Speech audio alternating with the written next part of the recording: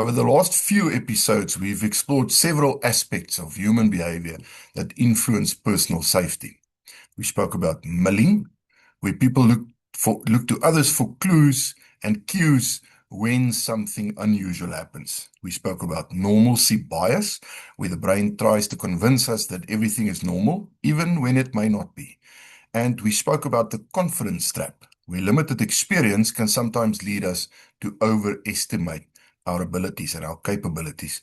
Today, I want to talk about something that ties many of those ideas together, the bystander effect.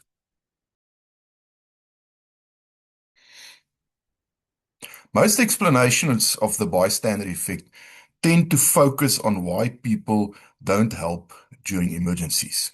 I think we can try and dig a little deeper than that, though, and ask the question, who is responsible? One of the most interesting things about human nature is how easily responsibility can become diluted when other people are present. Researchers studying emergency behavior found that people were often slower to act when they believed others were also aware of the situation. Responsibility seemed to spread across the group instead of resting with any one individual. This is from the work of Bib Platane, and I'm trusting that I'm pronouncing his surname correct, and John Daly, who developed what is often called the bystander intervention model.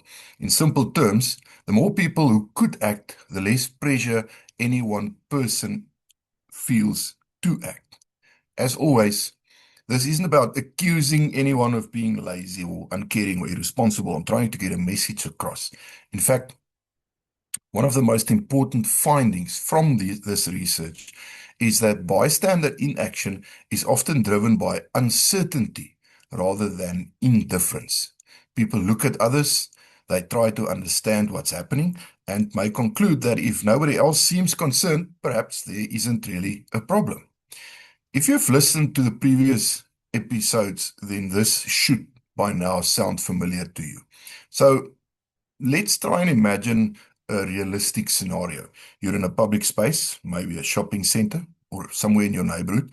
Something unusual happens. Not obviously dangerous and not obviously harmless, just something unusual. The first thing that often happens is normalcy bias. Your brain says, "Nah, it's probably nothing." Then uncertainty remains and milling begins. You look around. What is everyone else doing? Are they reacting? Do they seem concerned? But nobody else reacts. Nobody moves. Nobody appears worried. And now the bystander effect enters the picture. So without consciously thinking about it, people start making assumptions. Somebody else has probably called security. Somebody else has probably contacted the police. Somebody else probably knows what's going on, and somebody else will handle it. And so nobody does anything. What makes this sequence so powerful is that every step just, it feels so reasonable. Nobody wakes up in the morning planning to ignore a problem. Nobody deliberately decides to be ineffective. They're simply responding in a very human way to uncertainty. In fact, researchers have noted that groups can unintentionally reinforce inaction because each person's lack of response becomes information for everyone else. One person's hesitation is interpreted by others as evidence that the situation isn't serious. Think about that for a second. Your decision not to act influences my decision not to act. My decision not to act influences somebody else's decision not to act. And before long, the entire group can become trapped in a cycle of inaction. That's not a psychology lesson. That's a personal safety lesson. Because the same principle applies far beyond any emergencies. It applies to preparedness and community safety and neighborhood security, training. How often do people assume that somebody else will solve the problem? Somebody else will improve the community. Somebody else will learn the skills. Somebody else will organize the response. Somebody else will make the call. Somebody else will take responsibility. But strong communities don't emerge because somebody else stepped forward. They emerge because individuals decide that responsibility starts with them. Not all responsibility, just their responsibility. The distinction is important. The lesson isn't that you must do everything. The lesson is that you should never assume somebody else will do the things that matter, because sometimes they won't.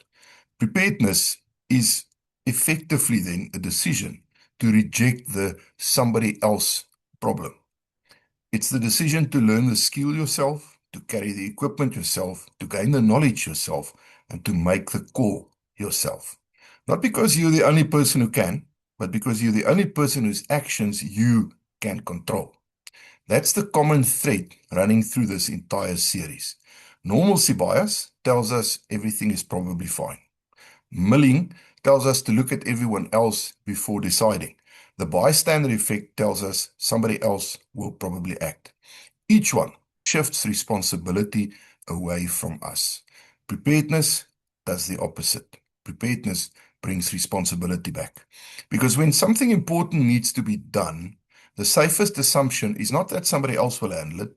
The safest assumption is that if action is required, it may start with you. Food for thought. Stay safe, stay aware, stay prepared.